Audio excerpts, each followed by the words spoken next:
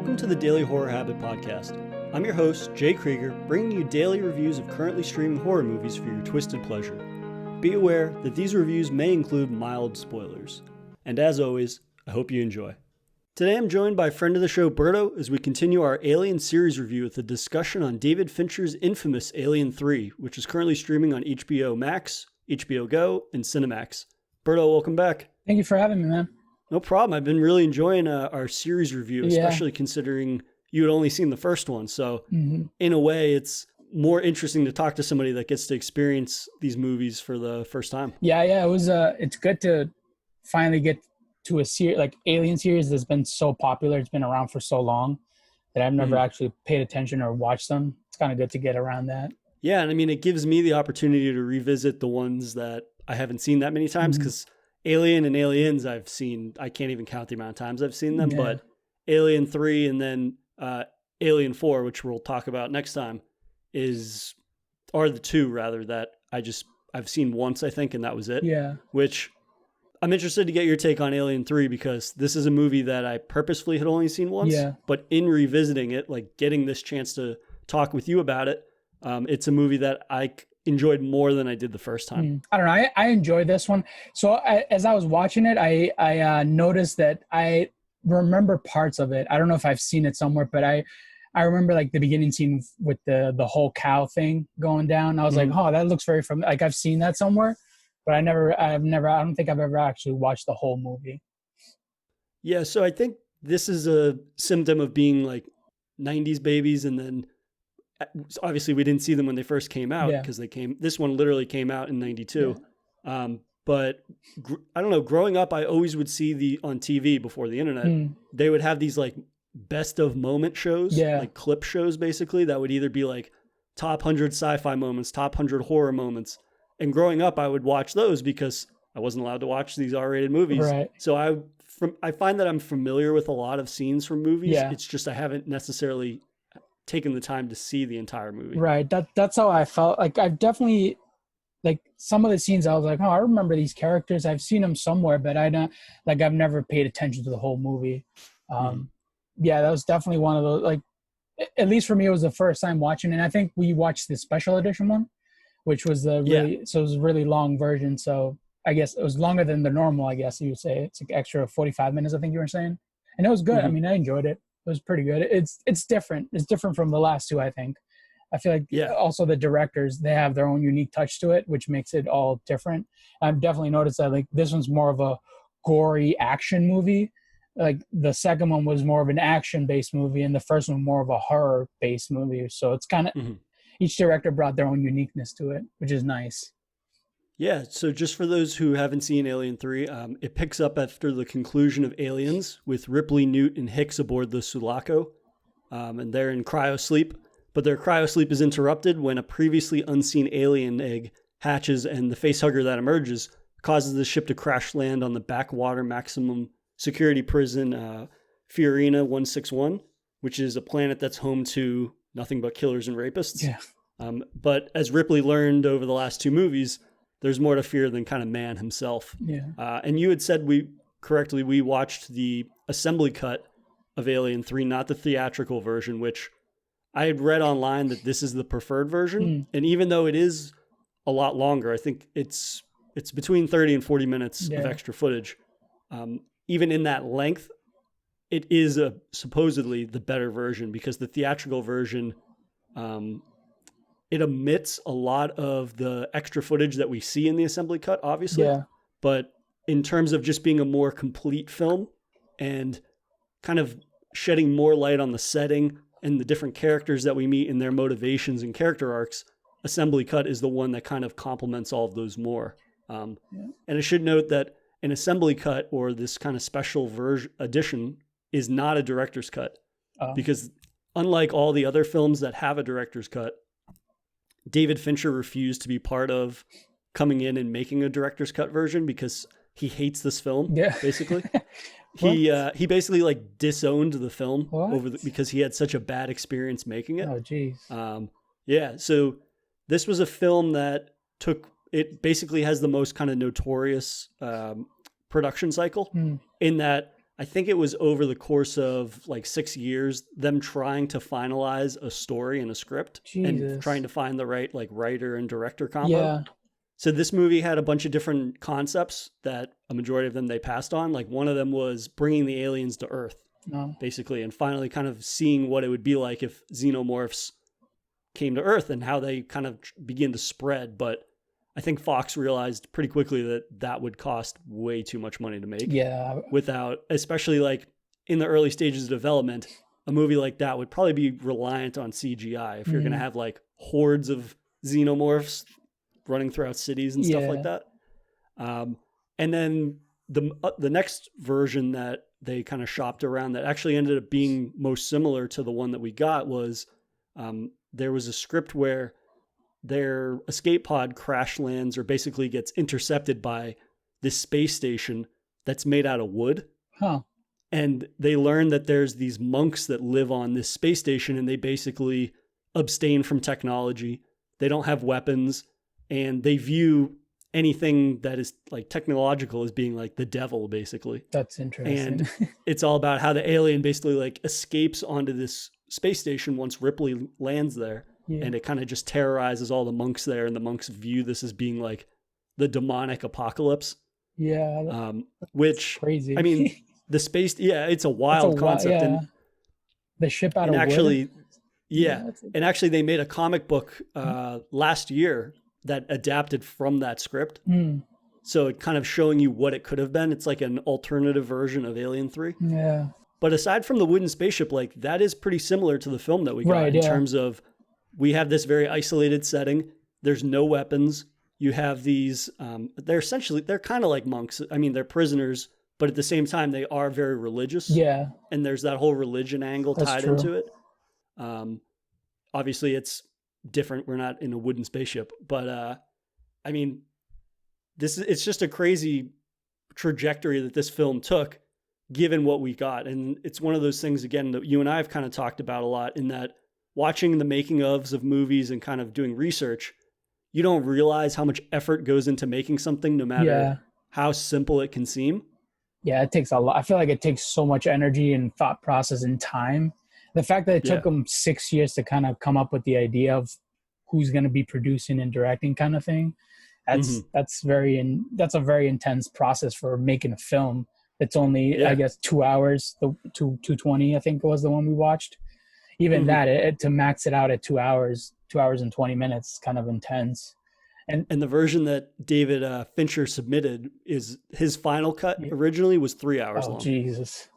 Yeah, which is just, I couldn't imagine this being any longer than the assembly cut already is. Yeah, I wonder how off they would off the script would have to go. Like, I feel like they were kind of pushing it even with this. Like it was to a point, like for me at least, it felt to a point where it's kind of slowed down. And I was like, oh, okay, well, hopefully it picks up again. And it did. But it is definitely a different kind of movie. Like I said earlier, like they're all different, unique in their own way. If this was just an alien movie, I think it would be really good. I enjoyed it a lot. It was good. If you think about it outside of the Alien series, it was a pretty good movie. You have action. I mean, I think there's the first movie we see where there's like some kind of romance between Ripley and the other character, Clemens. And overall it was good. It was enjoyable, but it definitely didn't. I feel like it's slowly losing the feeling of Alien and the horror that originated with Ridley Scott. Okay. Yeah. I mean, I think I actually disagree with you on that, just because I can appreciate that it definitely doesn't retain the feel of the original film. This is definitely Fincher's interpretation, I think, of the original film, in that I thought that this kind of returned to the horror roots more so than Aliens, obviously, which, I mean, them not having weapons plays a big role in that, right? Right, yeah, that's there true. Can't be an emphasis on action, really, if there's no weapons other than like the fire axes and knives that they have from the mess hall. Yeah. They have to improvise a lot, basically. Yeah, they have to improvise a lot. But I think in terms of like the setting has a lot to do with it too. This just feels more in line with the original. Yeah. They swapped out the Nostromo for a prison planet, but at the same time, like it has that same attention to detail in terms of like using the environment in a lot of ways to be like claustrophobic and dark and repressive. That's true, and all of these different things. But I'm interested right off the bat, like, how did you feel about how the movie starts? Because it's a pretty bold start to the movie in that Fincher kills off Newton Hicks' character. Right. Yeah. From Aliens. I felt like, I don't know. I feel like she was kind of a big deal in the second one. I mean, I feel like he had to do that just to kind of get back to the roots. Like you were saying, like just to get back to the original feeling of the movie. I feel like in the sense that now that you say that he was trying to bring it back to the original, it would make sense why he would kill her off, because I feel like he could have gone like completely different way. But yeah, that was very interesting. I felt like a lot of characters died off fairly quick, especially Clemens. I feel like he should have lasted longer. I feel like he was honestly, to me, it seemed like he was a key character, but I guess he wasn't. I think this is a really interesting movie when you think about David Fincher's career, and that his career before this was he just shot music videos. This is his first feature film. Oh, okay. And even though it's his first feature film, it's so in line with his style that we've seen in all his other movies, whether it's Seven or Zodiac or Gone Girl. I mean, he has such a cruel lens with which he tells stories through. And I can't think of anything more cruel than opening up the film with killing Hicks and Newt. Especially not only those characters being removed, but I mean, inflicting that kind of trauma on Ripley, who's basically been traumatized for the last two films. And even when you take that a step further, like her relationship with Newt was essentially giving her a second chance in Aliens to have a daughter. Right. Because remember in the special edition, they talk about how, or the special edition of Aliens, that her daughter died while she was in cryo sleep the first time. So to kind of undercut her efforts from the last film like that is like a pretty cruel take. And it's one that even James Cameron didn't comment directly on Alien 3, but when they were talking to him about it in an interview with Starlog Magazine, they were kind of like lobbing softballs at him, trying to find out the angle that he would take. And he was like, the goddamn alien wouldn't be in the cat or Newt. I would never be that cruel. And I think that is the biggest takeaway in terms of comparing the tones of Aliens and Alien 3, and that Alien 3 is a bleak, cruel fucking movie compared to even more so than the original, I think. Yeah, I mean, it's definitely, for me, it's a lot more gruesome. We see blood splattering. The first one's, I feel like it was so dark, and we didn't see much of blood splattering, although when he does kill the people, like he hits them in the head and there's a little splattering, but not as gruesome as this one where the guy's like cleaning the vent and he just rolls into the fan and just literally blows up basically. He's eviscerated. Yeah. It's definitely got his David Finch style of filming. It definitely, I think, I could see why he kind of wants to isolate Ripley again to put her in an environment where she doesn't know anybody. She's kind of like on her own basically, which I feel like also could help bring the sense of fear of like not knowing. She can't trust anybody that's already there because they're all prisoner murderers and killers and stuff like that. So it's like she's kind of on her own this whole movie and kind of trusts I guess the only person she trusts dies off. One of the first few people to die, it was Clemens, and that was the end of it. And from there on, she kind of has to use her gut instinct to survive this yet another alien attack. Yeah, so I think, and again, that's her relationship with Clemens is an instance of like just the cruel tone of the whole movie, in that like she finally has some sort of romance or physical connection with another person. In Aliens, she didn't have a romance with Hicks, but there's kind of like that flirtiness between them that we talked about. And in this, she literally like gets down in the sheets because it's been a minute. Right.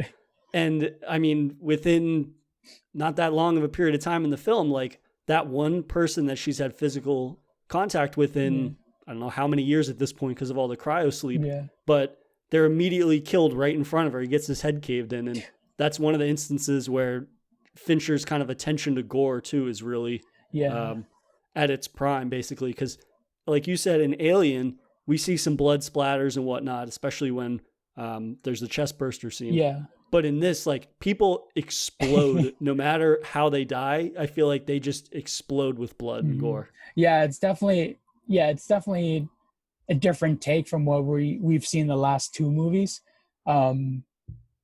it's definitely unique. It's more modern. Like you can even like you realize that they use CGI in this one. Like the scenes when we actually first see the alien. There's more CGI, more digital. I guess they're moving forward with their technology, but yeah, in the sense that David his take to it, to add more of his style, I think it kind of helped the movie make it more I guess more realistic, in the sense like when you get hit with something and like a body piece falls off, you're supposed to see blood. I mean, not to the extreme where it kind of blows up, but like, you know, it's more gory, more realistic, I guess you would say. I don't know. That's what I would think, more realistic, in the sense that a lot more blood would come out when someone does get killed or gets injured the way they do. Yeah. Yeah, and I think that that's obviously something we see him continue with his films, kind of just the brutalness of violence. Yeah. And he applies sort of almost like a sickening nature to violence, and the way that he does violence in all his movies is very memorable. Yeah. And I think even just complimenting that violence is some scenes that really, again, speak to his early eye for making disturbing films that don't necessarily always show you what's happening. Like in the autopsy scene with Newt. Yeah. We never really see anything being, we don't see her being dissected, basically. Yeah. There's like a brief moment where he opens up her chest cavity or something like that. But I mean, a majority of that scene is just capturing other characters' relationships or perspective and facial features, and how they're reacting to him cutting through essentially like a 10-year-old's body. Yeah. And we see like the blood draining in the sink, and we see progressively that his smock is being covered in blood and whatnot while he's doing this dissection. And that's almost more disturbing than seeing him perform the autopsy. Yeah.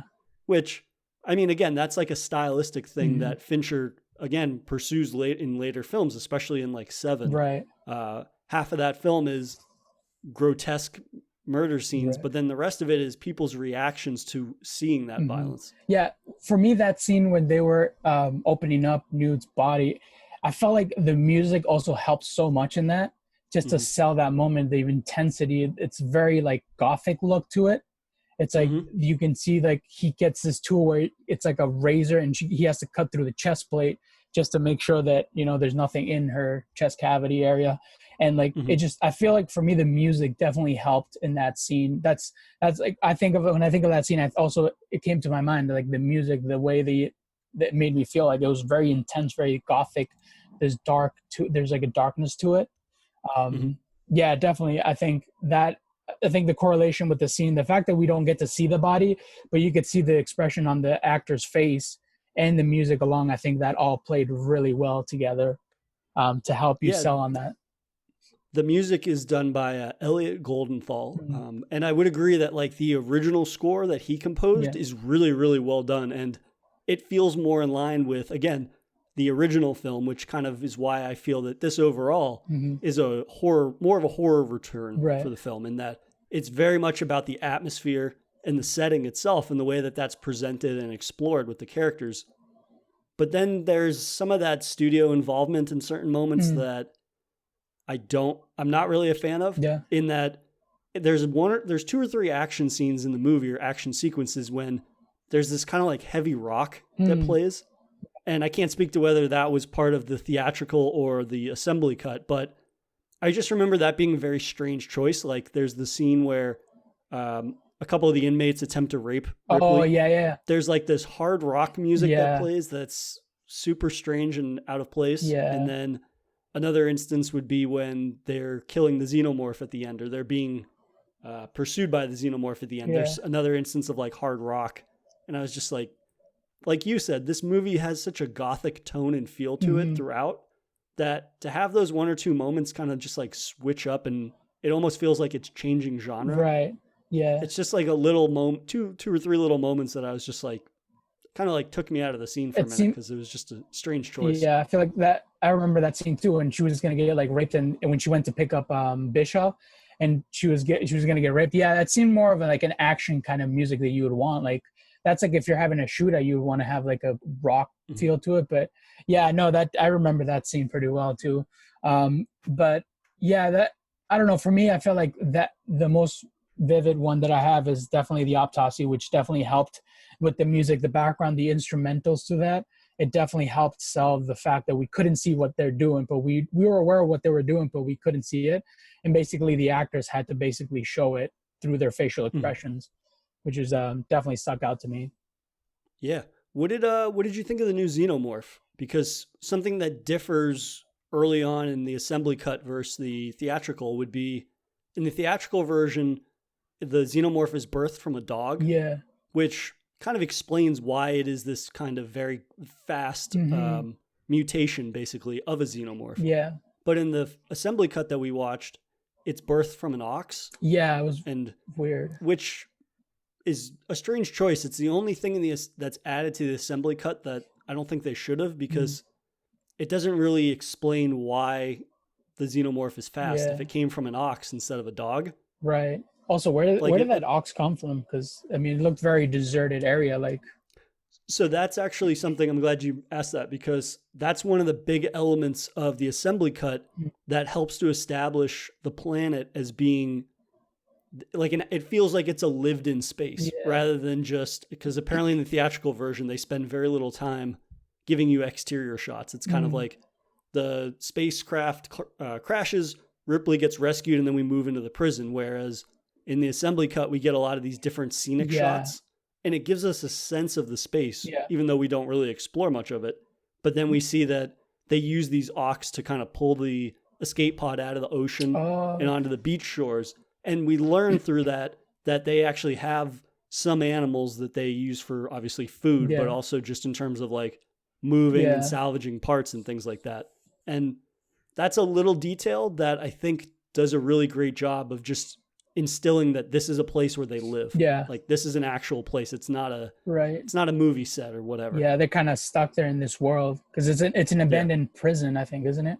It's like, so it's a backwater mining facility that has basically been transformed into a prison. Yeah. And they said that there used to be thousands. I think they said there used to be 6,000 people there or something. Jesus. And now there's only a couple handfuls of prisoners because they just operate the furnaces essentially. Yeah.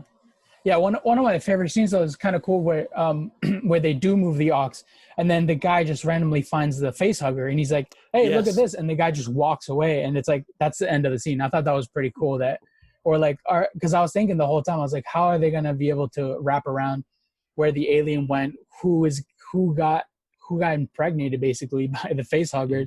Because we don't really get to see that, and then we see that it's in the ox. And like they move the body. And he's like, "Oh, what about this?" And he's like holding the face hugger that's already dead.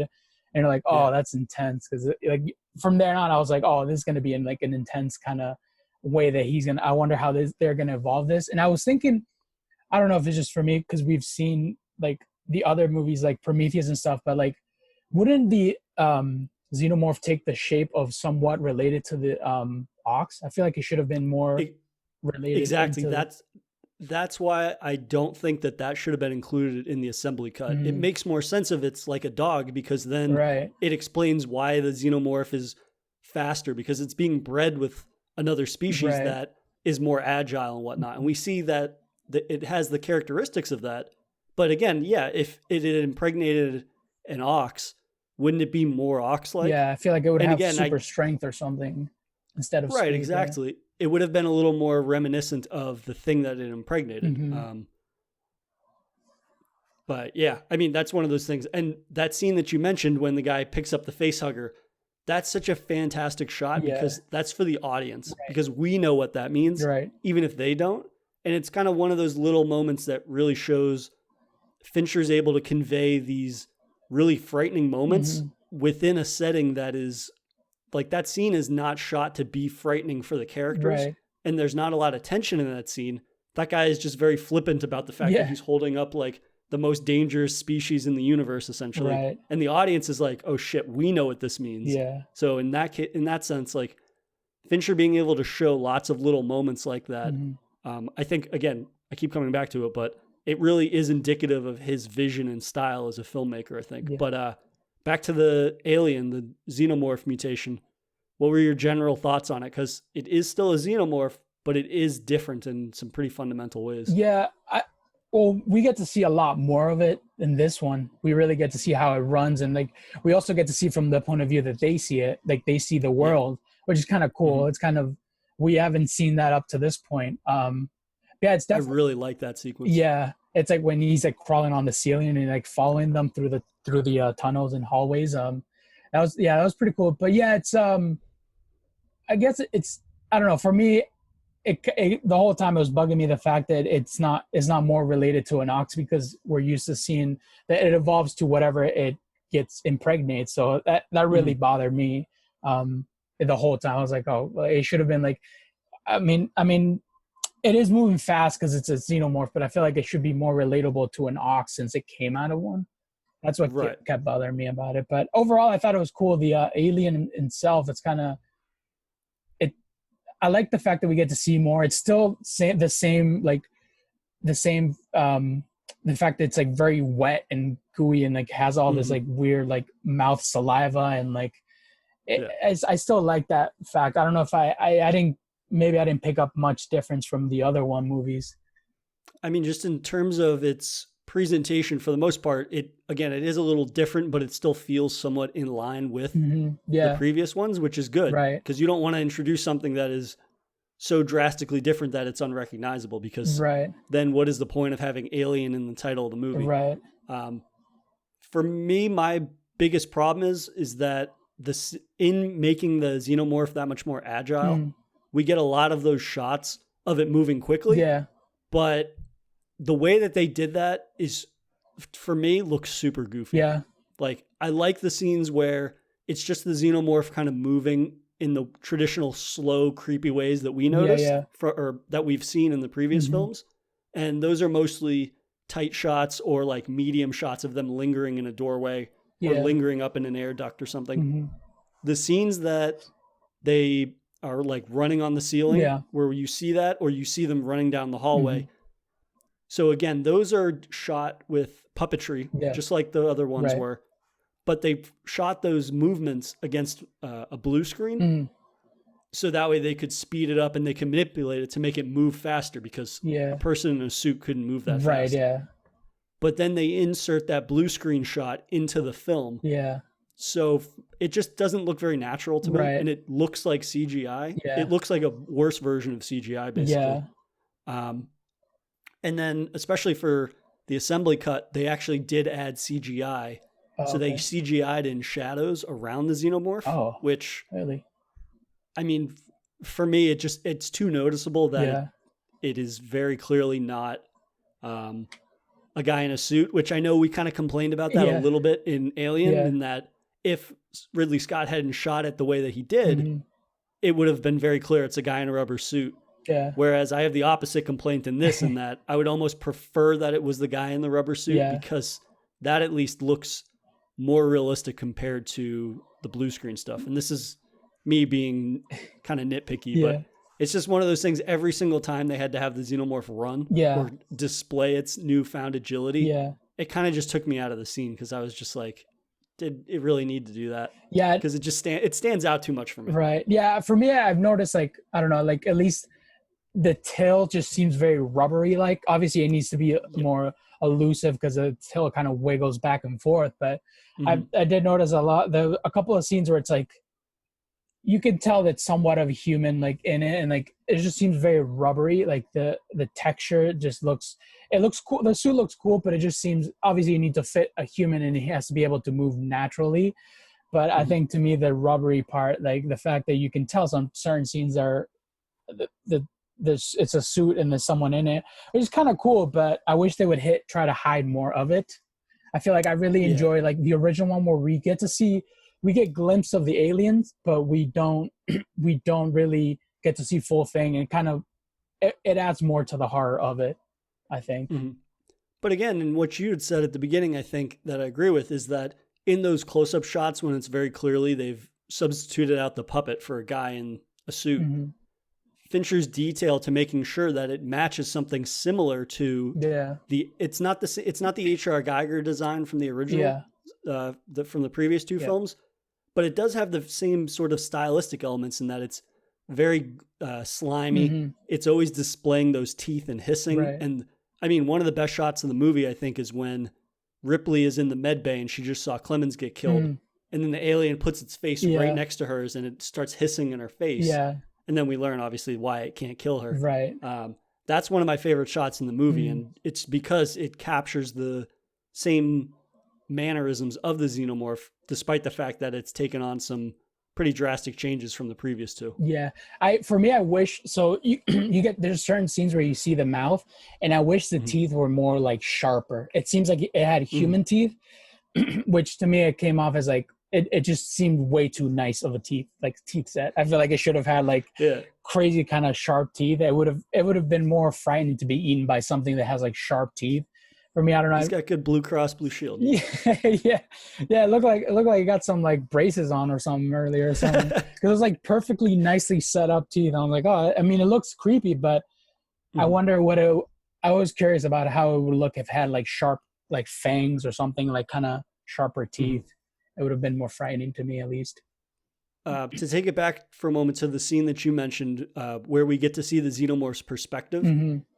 I love that scene so much, and I think that is probably one of my favorite first-person perspective scenes. I think nowadays a lot of people, the first thing they think of when they think of first-person perspective scenes is Doom. Right, yeah. Because Doom has that FPS scene, that long sequence.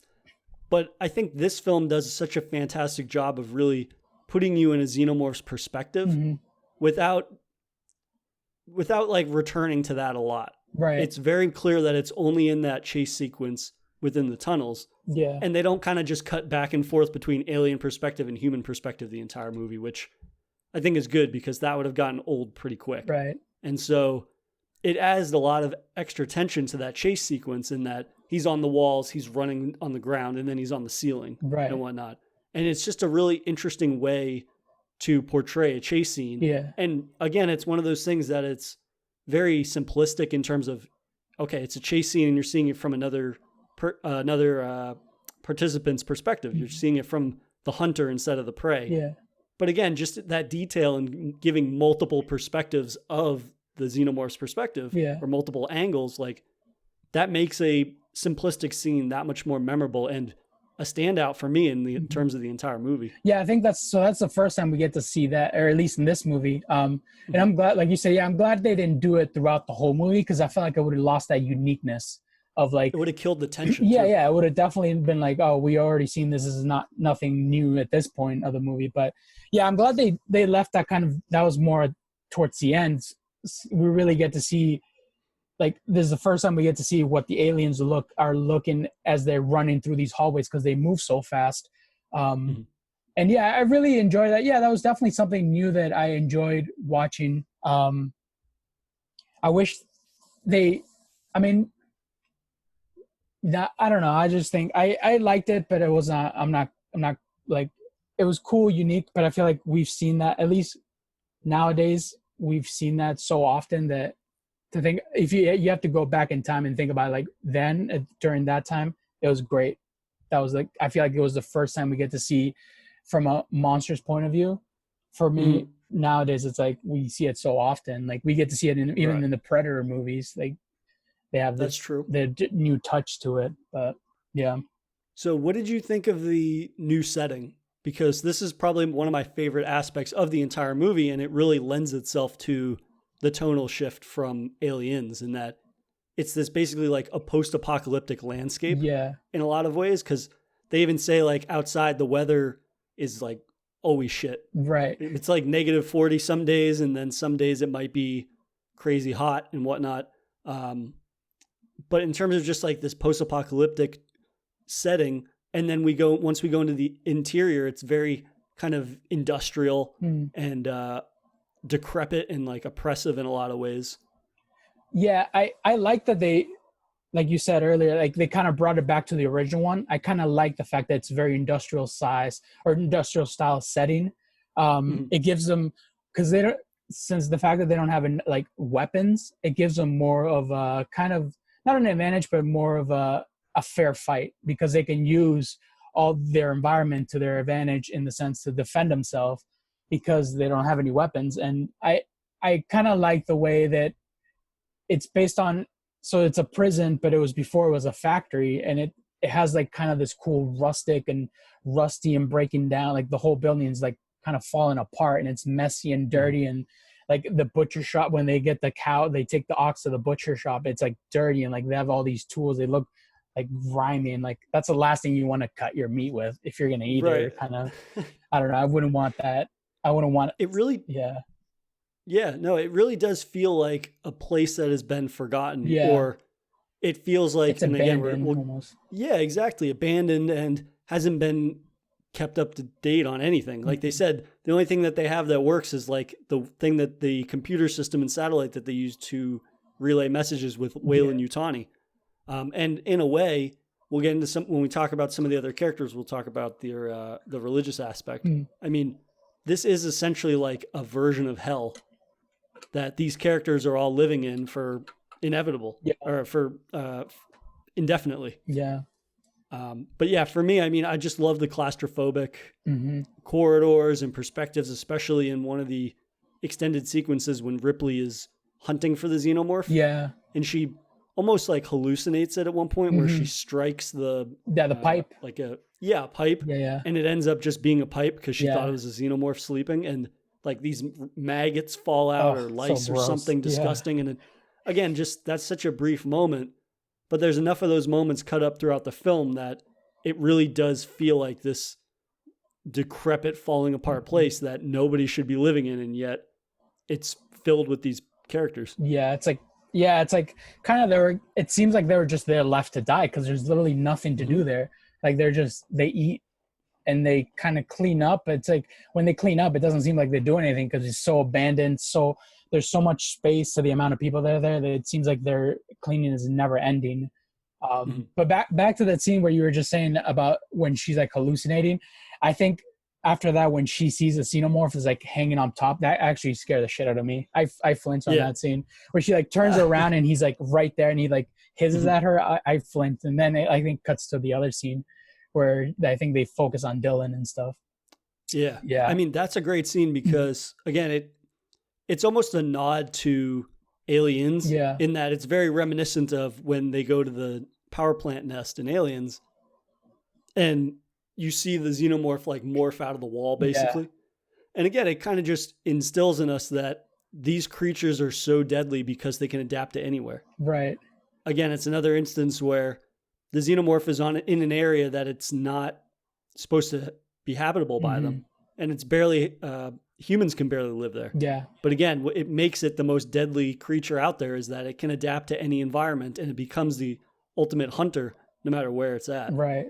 Yeah, it definitely, now that I come think about it, it's like, it's bringing you right back to the first one. Like you said, I think David Fincher's point was to bring it back to the original one.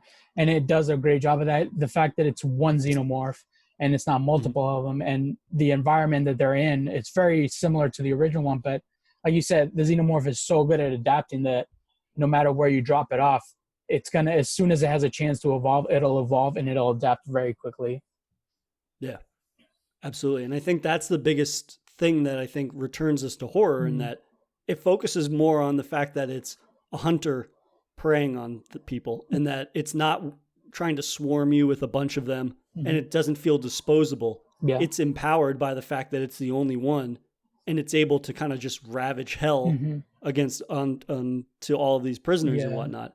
And that's something that I appreciate a lot more in returning to it for my first rewatch, in that it feels more in line with the original, even if it's not as refined as the original. And just moving away from Aliens, which is a movie that I love, obviously, but at the same time, I think of the original as being a horror movie. Right. And that's something that I would like the series to return to. And we see that with Alien 3, which is something that I give Fincher a lot of credit for, because granted, the film had such a hellish production, pre-production, and then going into shooting, they said they had like 16-hour day shoots on top of the scripts still not being done when they started filming, like constantly rewriting and all these things. Yeah. For him to be able to capture, and again, we're talking about the assembly cut, not the theatrical version, but the fact that they were able to assemble enough parts that connect in a really satisfying way for me in terms of like the setting and the tone and these things. I just appreciate so much more on a rewatch. Yeah, something that I noticed when I was watching the original, like the credits when they're in the beginning of the movie, that Sigourney Weaver is part of the co-producer. I didn't know that. I wonder I wonder what her take was on, like, what was her like job. I guess her addition to the movie would be. I'm curious. I think part of it was like instilling that Ripley's character did not become someone that you couldn't recognize. Oh, okay. Do you know what I mean? Yeah. I don't know. That's just a guess on my part, because I'm pretty sure she's a producer on the fourth one as well. Oh, is she? She came back for.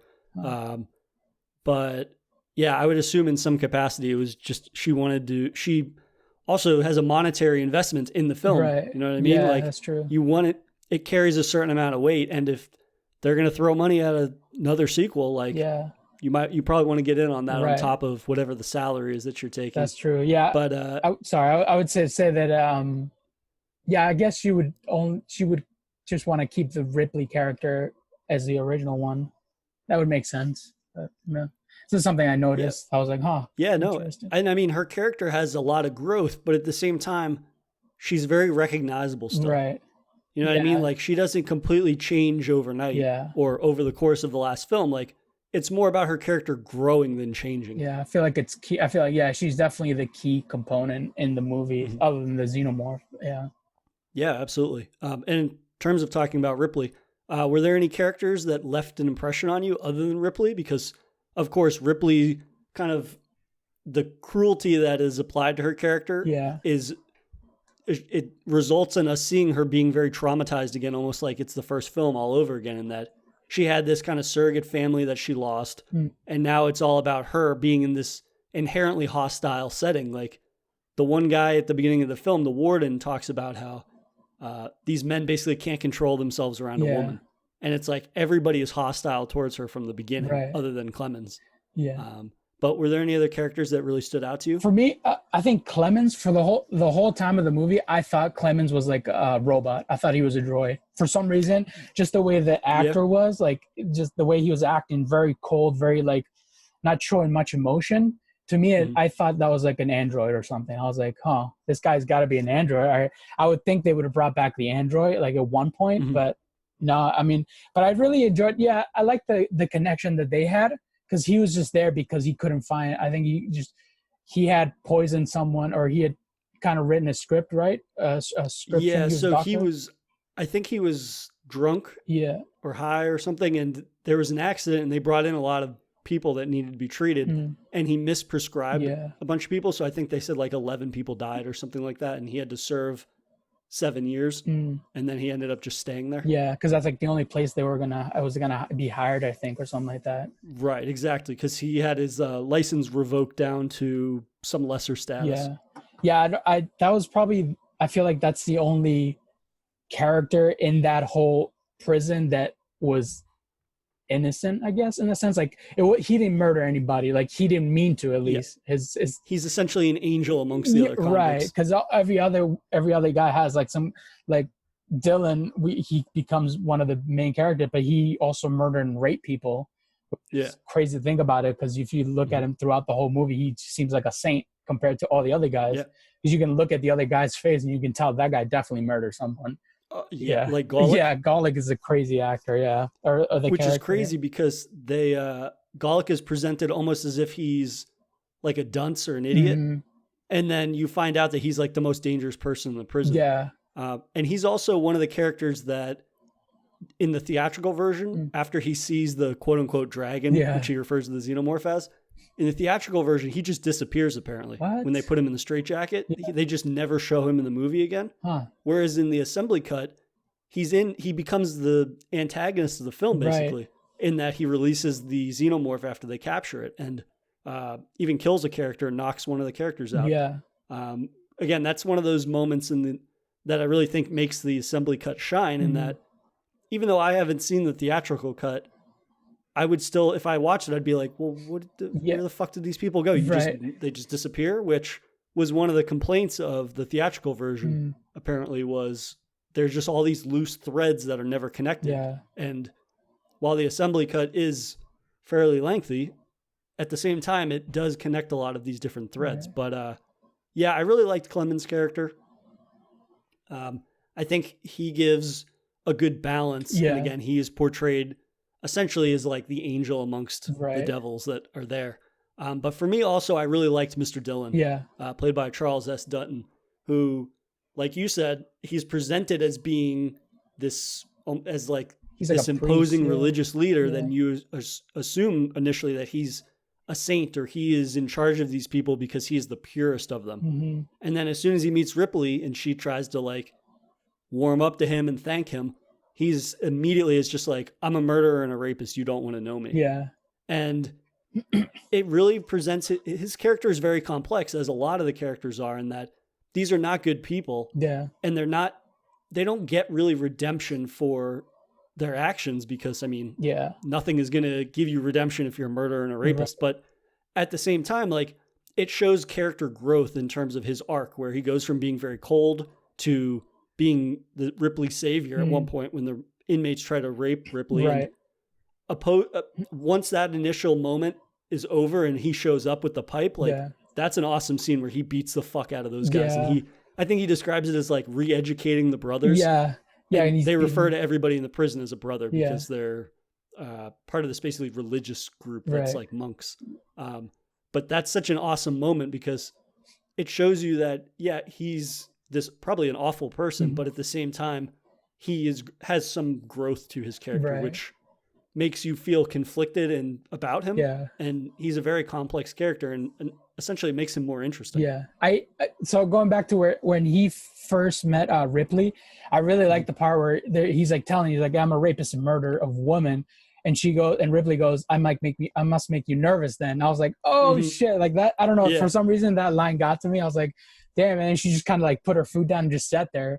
And everybody was staring at her like, holy shit, like, who's this chick? You just showed up out of nowhere. I thought that was such a like cool line. Like, just like that one little line, it was like, it kind of set the mood, like set the tone for her character throughout the movie. It's just like, I don't care. Like, I've seen worse than all these human beings. Like, exactly. Yeah. That's why that line has so much weight in that she's survived 2 xenomorph attacks over the last 2 films. Like, I don't care if I'm in a room full of hostile men that want to murder me and whatnot. It's like, I've faced off against worse. There's worse things in this world than you men. Right. And, I mean, that scene is kind of similar to in the beginning of Aliens.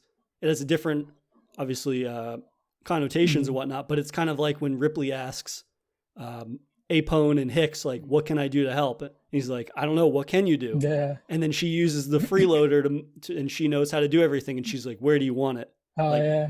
That's another one of those little moments where it's just like, it shows her growth from the first film where, I mean, she's terrified. She's terrified a lot in the series, but it's just like, she's at her wit's end in the original film and almost doesn't know what to do for a majority of the film. But then it shows through her experiences, she's really learning how to adapt, almost like the xenomorphs do, in this constantly ever evolving hostile world that the settings change, but it seems like no matter where she goes, there's a hostile group of people that are that mean her ill will. Yeah, it kind of just shows that she's not just like a person that's just there for like that's useless. She really, like you said, she adapts like the xenomorph, and she has grown from the original to the second to the third one. Each movie, she's grown more.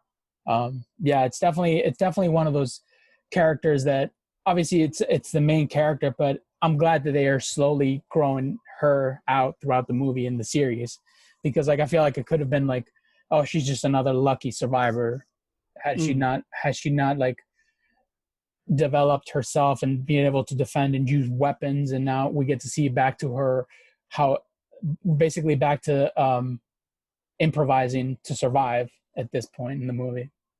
Yeah, definitely. And I mean, she never becomes an ultimate badass warrior too. You know what I mean? Like, that seems like a natural progression, but I'm glad that they avoid that, because then that kind of mutes all of the tension and horror elements. Like, that's partially about what about Aliens I'm not necessarily the biggest fan of, in that it loses all the horror. Like, it replaces that with terror, the idea that you're going to get swarmed by these xenomorphs. Yeah. But at the same time, like, everything is less scary if you have a gun, basically. Right. You know what I mean? It's kind of like why in most horror movies the protagonists don't have guns, because it's like, well, if a guy came in with a knife, I'd just blow his head off or whatever. Right. So in this, not only do they not have weapons, but also like even she's still not impervious to being hurt, which we learn in that she was originally in the beginning of the film was impregnated by a facehugger. Yeah. Which, did you see that coming? No, but I noticed as soon as the xenomorph pulled up to her, like I was like, something sketchy's going on here. And I also wish they had shown more of that. How'd she become impregnated? We kind of get I think they tell it how it happened. Like she could have gone through the cryovac, whatever. She could have gotten impregnated, but I wish they had shown her the moment of or something like that. Like where, because like I feel like it's just like a gap. Like she gets scanned and we know that she is impregnated, but how did it happen? Like, I mean, I don't know. I wish they would explain more of that, how it went about to be. Yeah, I think the assumption is that the glass on her cryopod cracked as well. Yeah, because Newt's did, and that resulted in a facehugger getting onto her. Yeah, but yeah, I mean, I think that's an interesting development, just because you assume that this is like the end of the character, but at the same time, it's not just like her woe is me for the last 30 minutes of the film. Like she's able to use that against the xenomorph. Right. The xenomorph's unwillingness to kill her because I think she just assumes, she doesn't really know, but she assumes that it's going to be a queen. Right. Because she's a female host. Yeah. And so in that, she's able to use that against the xenomorph itself. And then we see, obviously, at the end, she sacrifices herself to ensure that the xenomorph race essentially can't be spread or can't be captured by Weyland-Yutani. Yeah, that's also another thing that bothered me. It's like, how does she know it's a queen? Because we've had females where in the second one, I think there's females who have been impregnated and they just come out as xenomorphs. So it's like, I mean, I don't know. I feel like they should have explained a little more of that in my point of view, or had they like kind of wrapped around. Yeah, it's still one of the things, like, how did she get impregnated is what I wish they'd explain more about, but yeah. Mm-hmm. What did you think about just her getting killed off at the end? Yeah, well, you said there's a fourth one, so I'm curious how they're going to bring her back. Is she going to be like a android kind of robot or what? Like, I'm curious to see how that. I feel like that would have been the end of the series because, like, obviously the main character died. So I'm curious to see how that's going to roll into the fourth one. Yeah, again, I only saw Alien Resurrection once, I think, and I think there's some. I'm not going to spoil anything, actually. Never mind. I was going to give you a hint, but I'll let it be more of a surprise for you. But I'll be interested to see, because I don't even remember necessarily all the specifics. Yeah. I remember a couple of vague things about how they bring Sigourney Weaver back. But I think that's kind of like the final cruel nail in her coffin and how Fincher decides to end this movie. Because, again, it's doing the worst things imaginable to this character for 2.5 hours, basically. But it does feel very in line with the setting and obviously the tone of the movie, and it just being such a hostile film through and through, that for there to be a happy ending, that wouldn't feel really in line with the rest of the movie. I feel like, you know what I mean? Like there's no happy ending here. Right. Yeah, it definitely has that David Finch style to it. Like you said, even in 7, there's no happy ending. Like that's just kind of how the way his style of movie in. But I'm glad that they brought in Bishop too, and and that was kind of cool. Like I guess we get to see his real version because he was human. He got hit in the head and he was bleeding, so we get to see that he was actually a human, not a robot. And that was kind of cool how they instead of coming to rescue them, they were actually, you can see that they were focused on making sure that Ripley survived, and that I think they were aware that there was an egg inside her. Like. Also, which I wish they would explain more how they figure that out. But I'm glad that they brought that in at the end, kind of just to like show off, like, these are not just robots, they're people, and we get to see more of the Wayne Corporation, basically, because I think this is probably the first time we get to see people other than the ones she's stuck with from the company, which is kind of cool. This is also the first movie where somebody says Weyland-Yutani. Oh, is it? Like, that was because, like you said, they only refer to it as the company before this. And I mean, you see it on ships and you see it on structures and you see it in computer screens, but this is the first time anybody mentions Weyland-Yutani. And it's an element that they definitely delve more into in Alien Resurrection, where they talk about Weyland-Yutani more, and the company itself is very central to the entire story. And that kind of opens up the conspiracy kind of angle and espionage angle where this company is now we see what they're going to do if they get this kind of species that they want to basically exploit for their own personal gain. And I loved seeing Bishop return, who we find out is Weyland, and Lance Henriksen obviously comes back to return. And just like little moments like that were great, getting to see him again. And then we see that basically his creation was a better person than the actual Weyland is, because in the end, he's just there to exploit the situation. That was also a scene that I think was added to the assembly cut when they kill the prison guard that they call 85. Oh, yeah. Because his IQ is 85, apparently. Him attacking Weyland, I believe, was added to the assembly cut. Oh, wow. Yeah, he fucking rocked him with a pipe. I thought he was going to die because that looked like that was a solid piece of pipe he hit him. I was like, oh, he's going down for real. Yeah. But yeah. And I really like seeing the soldiers too. That was Weyland cool. Yutani soldiers in the like space armor. Yeah, space suit thing. Or winter armor. Yeah. Basically. That was pretty awesome. Cool. Yeah. It's kind of cool. Yeah. You get to see a little glimpse of the corporation, because we don't really we hear about it and that they're basically behind everything, but it's kind of cool to finally get to see put a face to it, I guess. Yeah, exactly. That's one of those little things that it really speaks to the world building of these movies and how drawn in you can get into them, even though you're not given very much. It's a very interesting interconnected world that you always want to explore more with. And I think that's probably why you and I like Prometheus and well, not as much as Prometheus, like Alien Covenant to a certain extent, in that it's expanding and giving us more of the backstory and the details and all these little things. But I think that's a good place to wrap up Alien 3. Yeah, absolutely. Yeah, I'm really looking forward to doing Alien Resurrection. I think this is a movie that I didn't really give a fair chance the first time I watched it and was super underwhelmed, but I definitely enjoyed this more than I did previously. Yeah. I think, again, Fincher does his best interpretation or version of the original in a lot of ways, while not being as nearly refined. Is he directing the other one, the fourth one, or no? No, there's a different director for Alien Resurrection. Yeah, no, this one was good. I felt like for me, this one was a movie that if it was not connected to the alien world, it's great. I think it's a great movie to watch.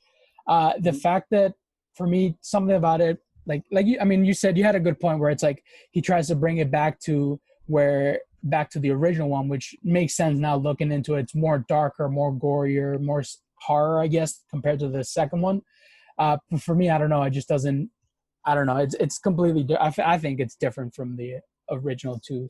Yeah, his interpretation of the tone of the original, while it never really matches it quite as well as it should, and this is definitely the lesser of those two films. I think the previous ones, but at the same time, I mean, I've read a lot of negative things about this movie, and I think that people were dunking on this for the sake of dunking on it in a lot of ways, like saying it's atrocious and all this stuff. And I was like, I think for the most part, for the third entry in a series, I think it has its moments. Yeah, I think it's a good combination of the first two. I think it has a good action and pretty creepy moments. I'd say there's it's not as scary as the first one, but it's still up there, pretty creepy and gruesome. But yeah, I mean, I would say I personally enjoyed the first one better. The second one was all right. Oh, absolutely. But it's definitely it's all right. For me, as part of the series, it's nothing crazy, but it's very enjoyable for sure. I'd rewatch it. Give it a couple of weeks, but I'll definitely rewatch. Yeah, I'm going to give it a while because I mean, while the assembly cut is definitely the preferred version, and I don't think I would ever watch the theatrical version. Right. I mean, 2 hours and 25 minutes is a pretty long time for one of these. Yeah. I'll be interested to see how long Alien Resurrection is, but I'm looking forward to chatting about that with you next time. Yeah, I'm excited to be back for it. If you enjoyed this episode, please subscribe to Daily Horror Habit on your preferred streaming service and follow @Daily Horror Habit on Instagram and @Daily Horror Pod on Twitter.